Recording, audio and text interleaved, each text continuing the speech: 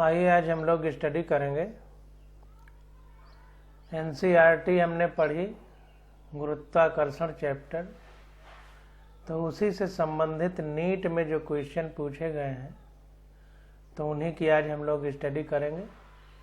ये देखिए नीट का जो पेपर बाद में री एग्जाम हुआ था उसी का ये क्वेश्चन है, तो एक एक क्वेश्चन को हम लोग अच्छे से करने का प्रयास करेंगे।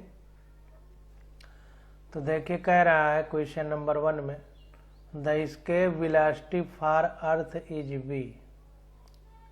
पृथ्वी के लिए जो प्रक्षेप गति है, यहाँ पर वेलोसिटी लिखा है, स्पीड वैसे सही शब्द है। कह रहा है planet having 9 times mass that of earth and radius 16 times that of earth has the escape velocity of.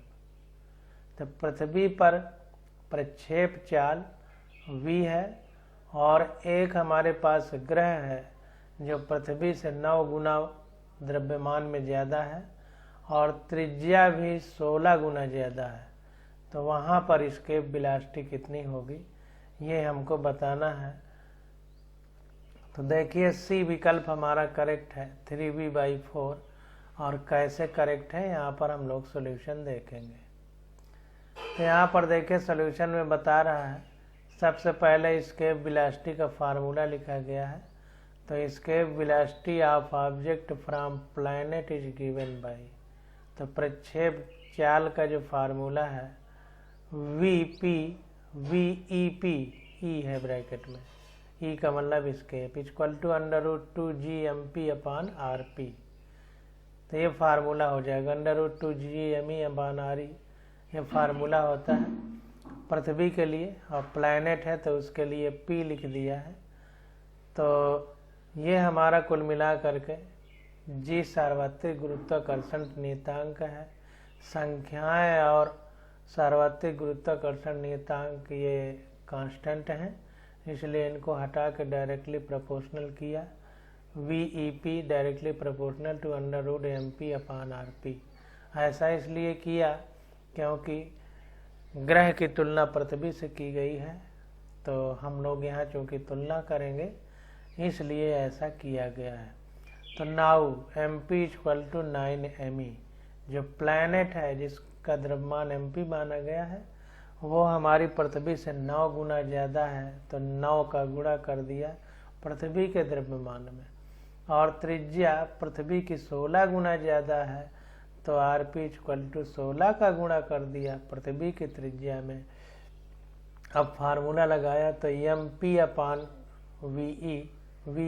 VEP/VEE, ई का मतलब अर्थ, पी का मतलब planet, equal to √mp/rp into, पृथ्वी के लिए उल्टा हो जाएगा तो RE/me equal to √mp 9me है, RP 16 RE है, इंटू RE/me। सॉल्व किया तो √9/16 इक्वल टू 3/4, तो यह VEP आ गया 3/4v। तो इस प्रकार से आंसर सी हमारा करेक्ट हो जाएगा। अब क्वेश्चन नंबर 2 देखते हैं। कह रहा है an object of mass 100 kg falls from point A to B as shown in figure.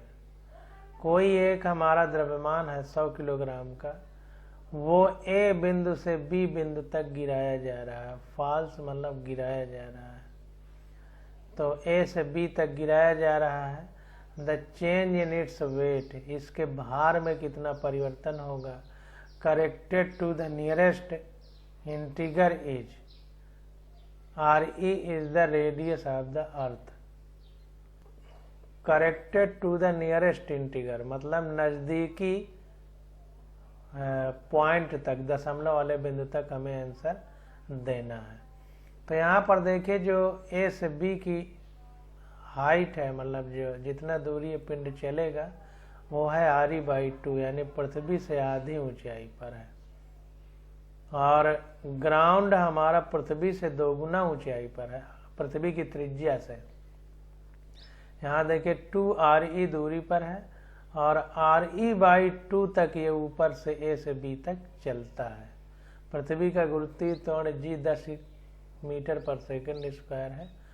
तो वही पूछ रहा है कि चेंज इन द वेट कितना होगा जब A से B तक आएगा। तो समझ के हम लोग काम करेंगे और आराम से आंसर निकलेगा। तो यहाँ पर देखिए आंसर ए करेक्ट है 49 न्यूटन। अब इसको देखते हैं कैसे हम लोग करेंगे। तो यहाँ पर देखिए अगर हम देखें तो यहाँ पर देखिए हम गुरुत्वीय स्थितिज ऊर्जा जैसे निकालते थे उसी प्रकार से काम करेंगे। तो U = mgh हमारा फार्मूला होता था।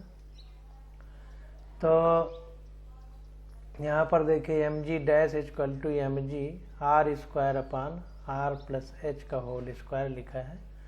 मतलब कुल मिला करके पृथ्वी के केंद्र बिंदु से ऊंचाई बढ़ने के साथ साथ जो है जैसे g में परिवर्तन होता है तो उसी प्रकार m का गुणा कर दिया है तो कुल मिला के mg में परिवर्तन हो जाएगा। तो g के परिवर्तन से mg को यहाँ पर निकाला है। तो हम लोग देखेंगे पृथ्वी की ऊपर जाने पर और गहराई में जाने पर दो तरीके से हमने g का परिवर्तन निकाला था। तो उस हिसाब से ही द्रव्यमान का परिवर्तन होगा। तो यहाँ पर देखिए जैसे लिखा है mg dash = mg r² r + h का होल स्क्वायर, यानी पृथ्वी की सतह पर अपान पृथ्वी से जितना भी ऊंचाई होगा वो त्रिज्या के साथ जुड़ जाएगा, पृथ्वी की त्रिज्या के साथ। ये फार्मूले NCERT में दिए हैं, आप लोग देखिएगा। तो यहाँ पर देखिए ए बिंदु की अगर बात करें हम तो यहाँ पर देखिए जो ए बिंदु है हमारा, ये ए बिंदु, तो 2r तो ये हो गया पृथ्वी की सतह से और पृथ्वी की त्रिज्या खुद re हो गई, यानी केंद्र बिंदु से देखा जाए पृथ्वी के तो 3r हो गया, 3r हो जाएगा और पृथ्वी के सतह से 2r होगा। तो यहाँ पर देखिए पृथ्वी के सतह से लिया गया है क्योंकि ये r तो हमने पहले ही लिखा है, तो r + 2r है। क्यों? क्योंकि यहाँ पर r तो पृथ्वी की त्रिज्या खुद हो गई। तो अब ये जो h है हमें पृथ्वी की सतह से लेना है। तो पिंड हमारा 2r ऊंचाई पर है, यहाँ पर देखिए 2re ऊंचाई पर, तो ये ऊंचाई ली गई है अंतिम वाली 2re। तो यहाँ पर देखिए 2re ली गई तो ये mg डैश हो गया mg r² r + 2r का होल स्क्वायर, तो आ गया mg/9। अब re/2 ऊंचाई तक वो गिरता है, मतलब गिर के re/2 ऊंचाई तक आ जाता है। re/2 का मतलब आधा, तो पहले 2 था, अब 2 में आधा घट गया, 1.5 बचा, 1.5 को 3/2 लिखते हैं। तो इसलिए बी पॉइंट पर mg डैश कितना होगा, mg r/ r + 3r/2 का होल स्क्वायर। तो ये आ गया mg × 4/25।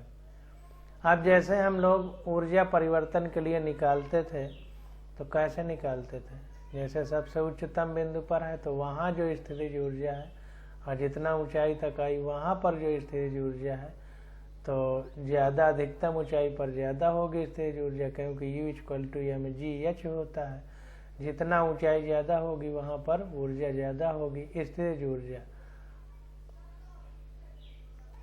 लेकिन चूंकि ऊंचाई पर जाने पर वस्तु का भार घटता है क्योंकि g की वैल्यू घटती है, तो इसलिए ज़्यादा ऊंचाई पर भार कम होगा, कम ऊंचाई पर ज़्यादा होगा। इसलिए कम ऊंचाई पर जो भार आया है उसमें से ज़्यादा ऊंचाई वाले भार को घटा दिया, तो आ गया 49 न्यूटन, यानी 49 न्यूटन। तो ए वाला आंसर हमारा करेक्ट हो जाएगा। अब क्वेश्चन नंबर 3 देखते हैं। कह रहा है कि the mass of A planet is 1/10 that of the earth and its diameter is half that of the अर्थ। कह रहा है एक प्लैनेट है, उसका द्रव्यमान पृथ्वी के द्रव्यमान का 1/10 है और उसका जो व्यास है, डायमीटर का मतलब व्यास, पृथ्वी के व्यास का आधा है। तो कह रहा है the acceleration due to gravity on that planet is. तो गुरुत्वीय त्वरण क्या होगा उस प्लैनेट पे, ये हमको बताना है। तो सीधा तुलना करेंगे। यहाँ पर देखिए डी विकल्प हमारा करेक्ट है, 92 मीटर पर सेकंड स्क्वायर। कैसे करेक्ट है इसको देखेंगे। तो फार्मूला होता है हमारा गुरुत्वीय त्वरण का जी डैश बराबर G M dash upon R dash का स्क्वायर हो जाएगा। और इसकी तुलना करेंगे पृथ्वी से, तो ये हो जाएगा जी, पृथ्वी का द्रव्यमान अगर एम है, अपान उसका व्यास पृथ्वी के उसका द्रव्यमान पृथ्वी के द्रव्यमान का 1/10 है। तो m/10 किया तो m ऊपर रह गया, 10 नीचे आ गया। और त्रिज्या पृथ्वी के व्यास पृथ्वी के व्यास का आधा है, तो त्रिज्या भी पृथ्वी की त्रिज्या की आधी होगी, तो r/2 कर दिया इसका होल स्क्वायर। फिर से समझिए, यहाँ पर देखिए प्लैनेट का द्रव्यमान पृथ्वी का 1/10 है।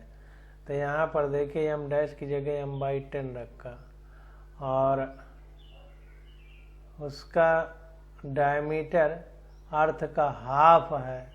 तो जब व्यास आधा है तो त्रिज्या भी आधी होगी, इसलिए यहाँ पर हमने त्रिज्या की जगह भी आधा किया, स्क्वायर है तो स्क्वायर किया।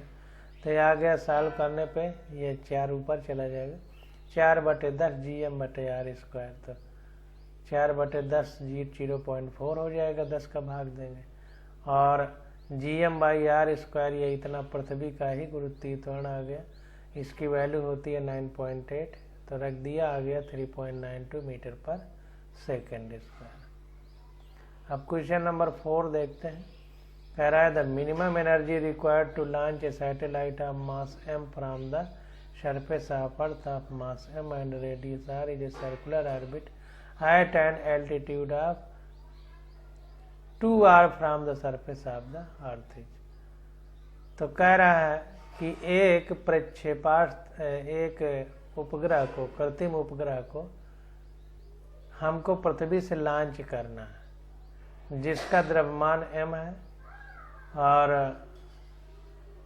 पृथ्वी का द्रव्यमान m है, और पृथ्वी की सतह पर रखा है, और पृथ्वी की and radius r is a circular orbit at an altitude of 2r। जो त्रिज्या r है अर्थ की, इस त्रिज्या से 2 गुना, मतलब पृथ्वी के केंद्र बिंदु से नापा जाए तो 2r पर उसका सर्कुलर ऑर्बिट होगा, यानी वो जो उपग्रह भेजा जा रहा है उसकी त्रिज्या 2r पर है, मतलब ऑर्बिट, कक्षा।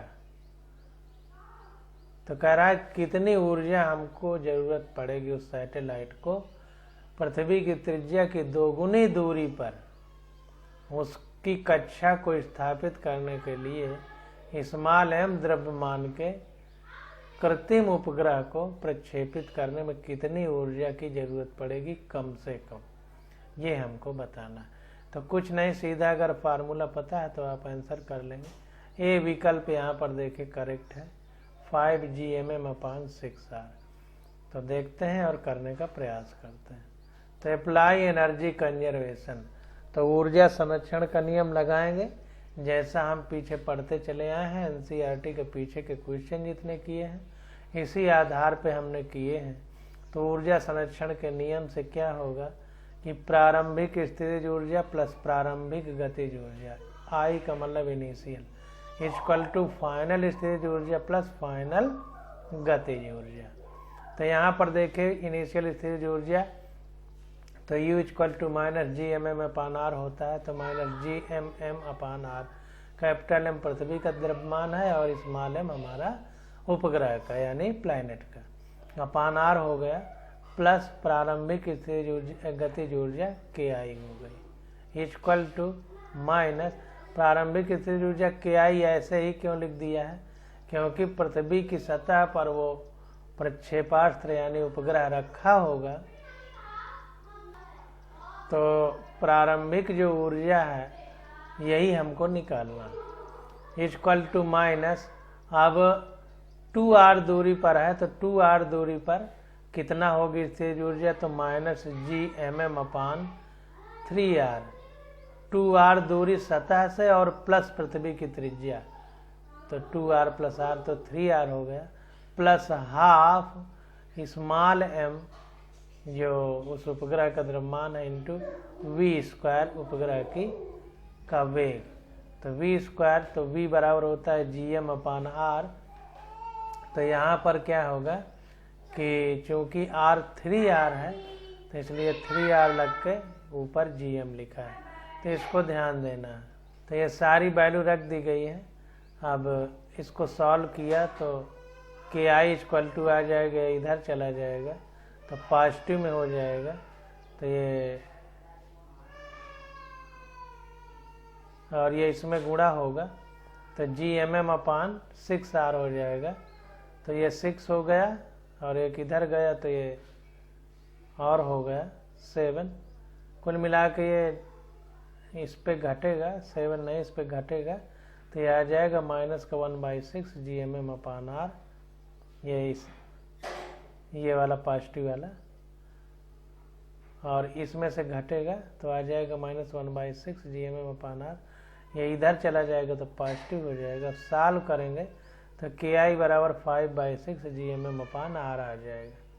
अब हम लोगों को ये ध्यान देना है कि कंजर्वेशन ऑफ एनर्जी वाला लागू करना है, और कैसे क्या करना है, v की जगह Gm/r रखना है, ये फार्मूला होता है।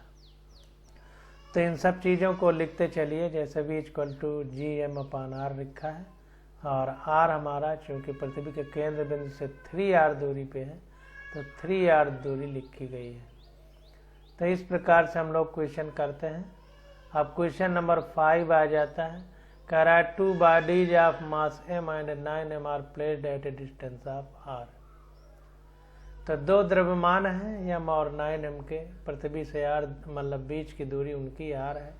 कह रहा है the gravitational potential on the line joining the body where the gravitational field equal to 0 will be.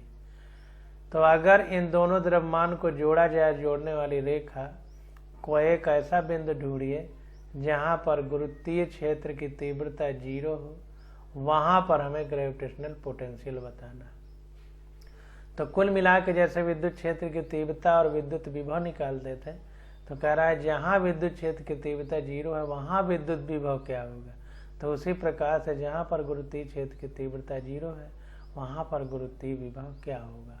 तो बिल्कुल सेम वही फार्मूले, वही चीज़ हम आपको बार बार ध्यान दिलाते हैं कि जैसे गुरुत्वीय क्षेत्र विद्युत क्षेत्र की तीव्रता = 1/4πε0 Q/r² होता था, गुरुत्वीय वैद्युत विभव 1/4πε0 Q/r होता था। उसी प्रकार यहाँ पर गुरुत्वीय क्षेत्र की तीव्रता, ये नियतांक की जगह G हो जाएगा, Q की जगह M हो जाएगा, m/r²। इसी तरह यहाँ पर Gm/r होगा। बस फर्क इतना है कि अनंत पर विभव 0 माना जाता है, तो अनंत से चूंकि दूरी घटेगी तो यहाँ पर गुरुत्वीय स्थिर ऊर्जा घटेगी, तो इसलिए यहाँ पर नेगेटिव लिया जाता है। इस बात को ध्यान देना है। तो दोनों पे यहाँ पर हम लोग सॉल्व करेंगे क्वेश्चन और लगाने का प्रयास करेंगे। तो देखिए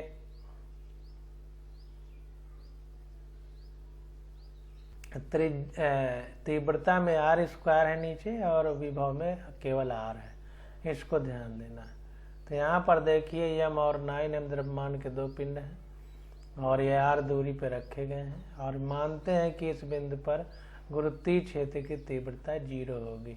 तो माना कि m बिंदु से x दूरी पर होगा, तो 9m बिंदु से कितना होगा r - x, क्योंकि ये पूरी दूरी r है। तो let electric field at point Q be 0। तो वही कह रहा है, हम मानते इलेक्ट्रिक फील्ड देखे, यहाँ गलती से लिख दिया विद्युत क्षेत्र की तीव्रता, ग्रेविटेशनल फील्ड, तो ग्रेविटेशनल फील्ड 0 होगी। तो let gravitational field at point Q be 0। तो ग्रेविटेशनल फील्ड 0 होगी। तो फार्मूला क्या था, हमने gm/r² निकाला था। तो चूंकि ये डिस्टेंस x है तो gm/x² इक्वल टू ये r - x है तो g मास 9m है तो 9m/r - x का होल स्क्वायर। यहाँ से इसके कारण यहाँ पे कितनी है g 9m/r - x का होल स्क्वायर। इसके कारण गुरुत्वीय क्षेत्र की तीव्रता यहाँ कितनी है तो gm/x²। जिसके कारण है उसी का द्रव्यमान लेना है, उसी से दूरी लेना है। तो ये सॉल्व किया तो आ गया x = r/4। तो r/4 दूरी पर m द्रव्यमान के पिंड से हमारी गुरुत्वीय क्षेत्र की तीव्रता 0 होगी। अब गुरुत्वीय विभव पर आ जाते हैं। तो Vp = यहाँ पर देखें गुरुत्वीय क्षेत्र की तीव्रता, ये Q पॉइंट है हमारा।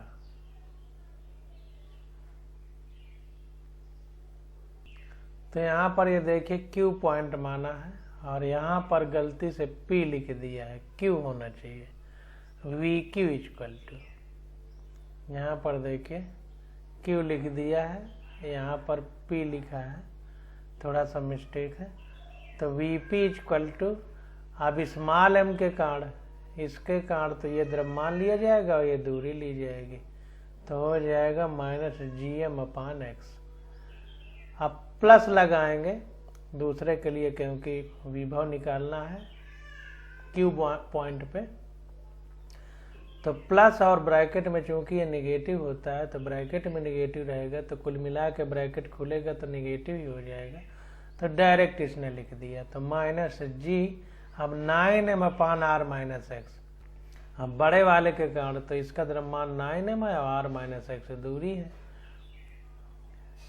तो यहाँ पर g 9m/r - x किया। अब इसको सॉल्व किया तो आ गया -16 gm/r।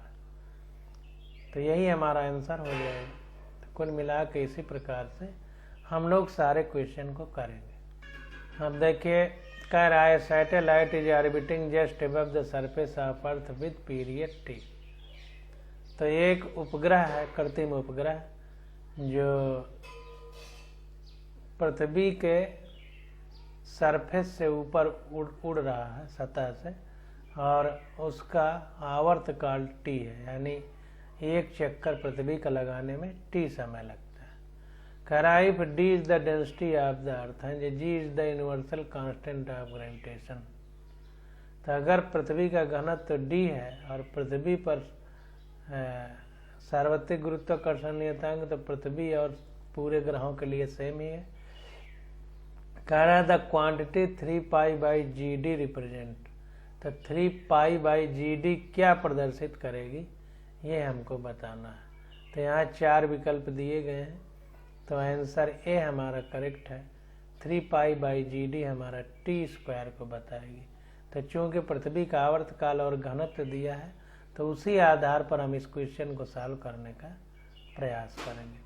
तो यहाँ पर देखिए कह रहा है time period of satellite above earth surface. तो t = 2π√r³/gm। ये केपलर के तीसरे नियम पर आधारित इस फार्मूले पे हम लोग कई क्वेश्चन भी किए हैं NCERT के पीछे जो क्वेश्चन दिए गए हैं। तो t = 2π√r²r³/gm। तो 2π√r³/g। अब m द्रव्यमान होता है, तो घनत्व बराबर द्रव्यमान बटे आयतन। तो द्रव्यमान बटे आयतन 4/3πr³ होता है किसी ठोस गोले का। तो पृथ्वी एक ठोस गोले की तरह ही है, तो जो गोले का आयतन का फार्मूला है वही हम यहाँ रखेंगे। तो कुल मिला करके हमारा m बराबर क्या आ जाएगा, ये इधर चला जाएगा तो 3πdr³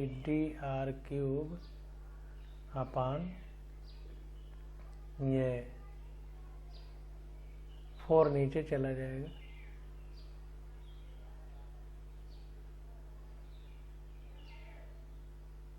नहीं, ये चीज नीचे रहेगी, ये इधर m के बाद ये इधर गुणा होगा तो 4/3πr³ सीधा आ जाएगा। तो 4πr³ × d हो जाएगा। ये होगा, ये थोड़ा गलत हो गया। तो ये आ गया G into D 4/3 pi R cube. T बराबर 2 पाई अंडर रूट, ये 3 ऊपर जाएगा तो 3/4 pi G D R cube cut जाएगा। T बराबर under root 3 pi by G D into T square. Solve करेंगे तो ये पूरा रूट में है, तो हमारा जब ये इतना अलग है तो ये पूरा रूट हटाएंगे तो इसका स्क्वायर करना पड़ेगा, तो टी स्क्वायर बराबर 3 पाई बाई जी डी आ जाएगा।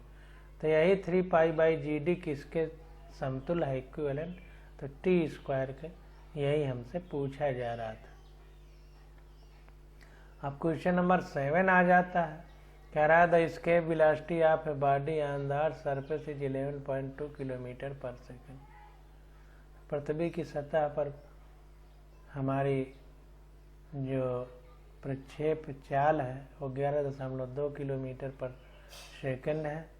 कह रहा है if the same body is projected upward with velocity 22.4 kilometre पर सेकेंड। अगर हम किसी वस्तु को पृथ्वी की सतह से 22.4 किलोमीटर प्रति सेकंड के वेग से फेंक दे। देखिए एस्केप स्पीड सही शब्द है, हर जगह वेलोसिटी लिखा है, आप इसको ध्यान दीजिएगा। पहले एस्केप वेलोसिटी लिखा जाता था, लेकिन नई एनसीईआरटी में परिवर्तन हुआ, एस्केप वेलोसिटी नहीं, एस्केप स्पीड यानी प्रक्षेप चाल सही शब्द है। कह रहा है the velocity of this body at infinite distance from the centre of earth will be. तो जब अनंत पर वस्तु पहुंच जाएगी तो उस समय इसका वेग कितना होगा, जिसका पृथ्वी की सतह पर 22.4 किलोमीटर पर सेकंड है। तो वही एनर्जी कंजर्वेशन का रूल लागू करेंगे, इनिशियल गतिज ऊर्जा प्लस इनिशियल स्थितिज ऊर्जा इक्वल टू फाइनल गतिज ऊर्जा प्लस फाइनल स्थितिज ऊर्जा। तो यहाँ पर देखिए डी विकल्प करेक्ट है, 11.2√3 किलोमीटर पर सेकंड। तो अनंत पर दूरी के हिसाब में, तो इसने देखिए डायरेक्ट फार्मूला उसी से निकाल लिया है। इन सब फार्मूलों को आप लोग ब्रैकेट में बंद कर लीजिए और इनको याद कर लीजिए। तो अनंत पर अगर किसी पिंड की गतिज ऊर्जा वेग निकालना है तो डायरेक्ट फार्मूला है v infinite equal to √v square minus V square. सीधा फार्मूला लगाइए। तो गिवन दैट हमको दिया है कि जो v है वो 2ve है, पृथ्वी में 11.2 किलोमीटर पर सेकंड एस्केप स्पीड है, जबकि फेंका कितने से जा रहा है 22.4 यानी 2 गुणों से। तो v की जगह 2ve रख दिया। So v infinite equal to √2ve का होल स्क्वायर माइनस v का स्क्वायर। तो v infinite equal to √3ve, तो आ गया 11.2 √3 किलोमीटर पर सेकंड। तो इस प्रकार से ये हमारा आंसर आ गया। तो ये छोटे छोटे फार्मूले हैं, इनको आप लोग याद कर लीजिए। अब आगे क्वेश्चन नंबर 8 आ जाता है, कह रहा है if r is the radius of the earth and g is the acceleration due to gravity on the surface then the mean density of the earth will be. पृथ्वी का द्रव्यमान है, पृथ्वी की त्रिज्या r है, गुरुत्वीय त्वरण g है। तो कह रहा है कि पृथ्वी का मीन डेंसिटी यानी मध्यमा घनत्व कितना है, ये कहने का मतलब माध्य घनत्व कह सकते हैं, ये हमको बताना है। तो देखिए सी वाला विकल्प करेक्ट है, 3g/4 पाई rg। अभी हम लोग निकालते हैं और आप लोग समझेंगे। तो यहाँ पर देखिए g equal to gm/re square, ये हमारा फार्मूला होता है। तो यहाँ